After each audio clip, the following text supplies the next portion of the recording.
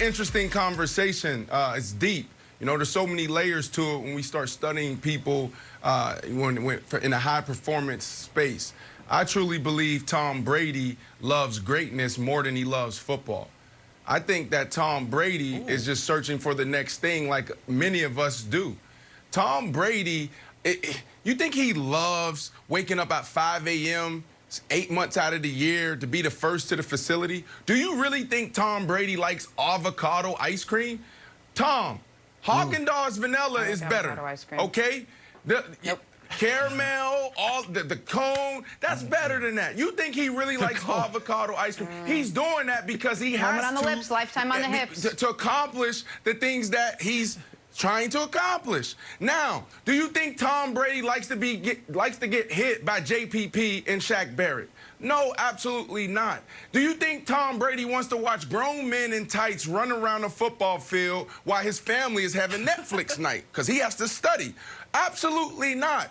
Look, it's a drug. It's the chase to greatness.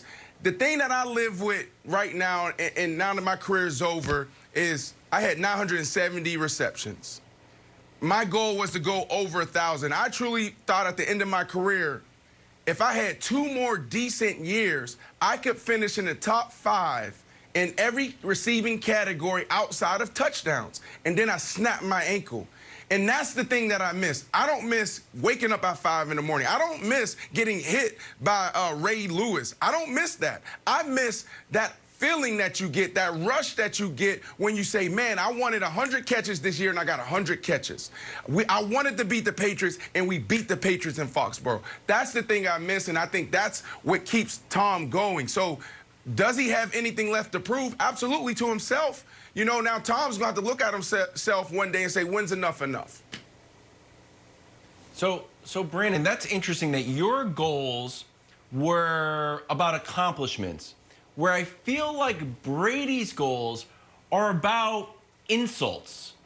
Insults might be the wrong word, but when he feels wrong, and if you look through his career, he's been motivated by when he's felt wronged, and it's worked for him. These aren't just random things. So when Julian Edelman would go up to him and yell at him that he's too old, that motivated him. And last year, he named his production company 199 Productions because he was the 199th player. So we know that has motivated him. We know in Tampa Bay, he's like, oh, you guys don't think I can do it without Bill Belichick? And he never said it as much, but we knew that was a motivation. Nick, I think it's interesting. I don't know if the I'm old is still going to hit like it did last year or like it did with the Patriots. 1 second. We think it could, but go ahead, Brandon. Well, to that point, no, man. Tom Brady is 43 years old. He's a grown man. Come on. That's just strategy. That's just his a method that players use to motivate themselves. There was one offseason, Nick, where I took but it's not one of those things where it's like he gets super mad. They worked themselves up into that. You really think he cares what somebody says right now? No, he's using that to get to the next thing. That's all he's doing. There was one offseason, Nick, where I literally wrote down every bad thing that people said about me in the media. I wrote down everything that people said. Well, Brandon Marshall won't be a Hall of Famer. Brandon Marshall never made it to the playoffs. Brandon Marshall didn't do this. And I put it on the wall in the weight room. So every day I walked in there, when I didn't want to lift weights, when I didn't want to run those 100-yard gassers, I looked at it and I said, all right, I remember that. Now I'm going to keep going. That's what you use that stuff for, is to go when you don't want to. I think that, as far as what you and Wilds are saying, I do think he's a little different than you in this regard. I think that there is part of him that still, it seems like, is not over what happened at Michigan and then the 199th pick stuff. And then it was only reinforced by the way Belichick coached him. So I do think he has, it's something I have, so, you know, I think a lot of people have it. There's a bit of the fraud complex that you're always fighting against, even though for him, he's the greatest football player ever by a factor of 5. There is no argument there. The only thing he's chasing is LeBron for the greatest American team sport athlete. Put that little quote on Twitter. That'll do well. But here's the reality, Wilds. Here's the part that actually matters. And I think it's something Brandon, Kevin, and Jenna can all agree with, and myself as well. Our wives know best. Listen to her, man. She wants what's best for you. She knows. How many? Hey, Brandon. Zero Brandon, ulterior how motives many of your here, best America. decisions? Zero. How many of your best decisions have come from Mishi's mouth? Probably most of them. Wilds. What about Libby? Libby has been guiding you on this path forever. Jenna, you and Steph, you would be a mess. I would not only would you guys not know me, I would have fallen off the face of the earth a decade ago without my wife. Our wives lead us to where we need to go.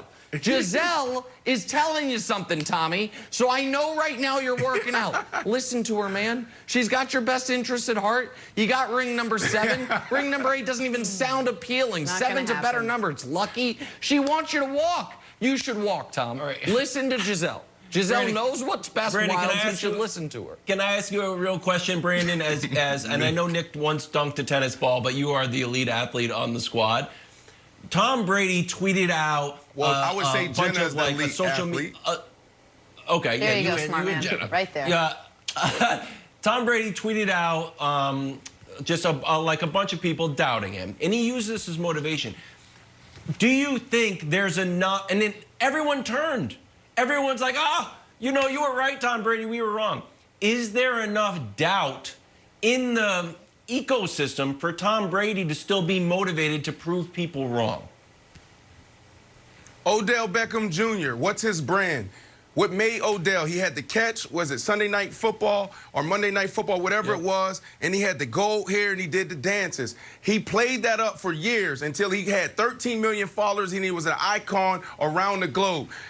Tom Brady's brand, what's his brand? I'm the tough guy. I'm it. So you sit down as a player and say, who am I? What am I selling? Every time I get in front of the camera, what do I want people to perceive me as? And Tom Brady is that. So his team, Tom Brady ain't sitting down putting this together, telling his team do this. They sat down 10 years ago and he said, guys, this is how we're going to orchestrate my brand. When I retire, I want to move into this space. And that's all this is. This is just who Tom is naturally, but this has evolved into a business. So all this stuff that he's putting out there is just to push the narrative of what he's trying to sell.